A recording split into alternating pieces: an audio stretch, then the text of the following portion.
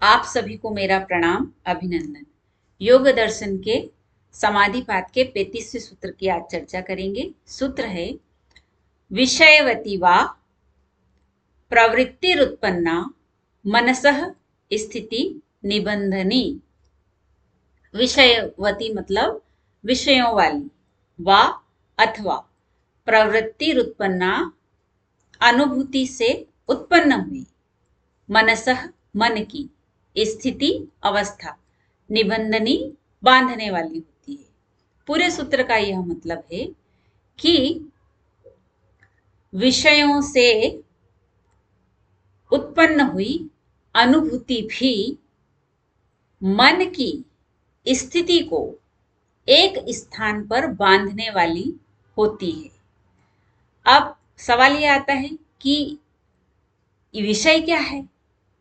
विषय जो हमारी 5 ज्ञानेंद्रियां हैं, हर एक ज्ञानेंद्रिय का एक विषय है। जैसे आंखों का विषय रूप, नाक का विषय गंध, जिह्वा का विषय रस, कान का विषय शब्द, त्वचा का विषय स्पर्श। तो जब इन विषयों में जब हमारा मन बंध जाता है तो एकाग्र होता है। जैसे अगर आंखों से ईश्वर का रूप देखा तो हमारा मन एकाग्र हुआ। तो आंखों का विषय क्या है? रूप। और हमने जो रूप देखा ईश्वर का, तो उससे हमारा मन एकाग्र हुआ। ऐसे ही शब्द की बात करें तो अगर हमने कोई मंत्र का जाप सुना है तो हमारा मन एकाग्र हुआ। या हमने कोई अच्छी सुगंध धूप वाली प्रभु को भोग लगाया, अगर उसको हमने अनुभव किया है तो वहां भी हमारा मन एकाग्र हुआ। और स्पर्श की बात करें तो जब माता पिता का हाथ हमारे सिर पर होता है तो वहां भी हमारा मन एकाग्र हो जाता है। प्रभु के चरणों में हम जब हाथ रख करके और जब हम माथा रख करके जब समर्पण भाव से बैठते हैं तो वो है स्पर्श भी हमारे मन को एकाग्र कर देता है।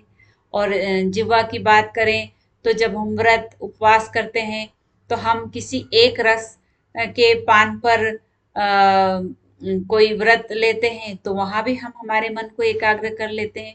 तो इंद्रियां डिस्ट्रैक्शन का काम भी करती है और अगर उनका सही तरीके से यूज किया जाए तो वह मन को एकाग्र भी करती है। तो यह इस सूत्र में यही बतलाया गया है कि जो इंद्रियों के विषय हैं तो उनमें जो विषय आपके मन को एकाग्र करे तो उससे आपको साधना में मन लगेगा। तो इस तरीके से इंद्रियों को अगर सही तरीके से यूज किया जाए तो ये आपको एक साधना के मार्ग पर ले जाने वाला साधन बनेगा। और अगर इनको डिस्ट्रैक्शन में लगाया जाएगा तो वो बाधक बनेगा, पंच क्लेश लाएगा। तो किस तरीके से यूज करना है ये हमारे ऊपर है। इसलिए हमें इस सूत्र से सीखना चाहिए। करें योग, रहे निरोग। अभिनंदन।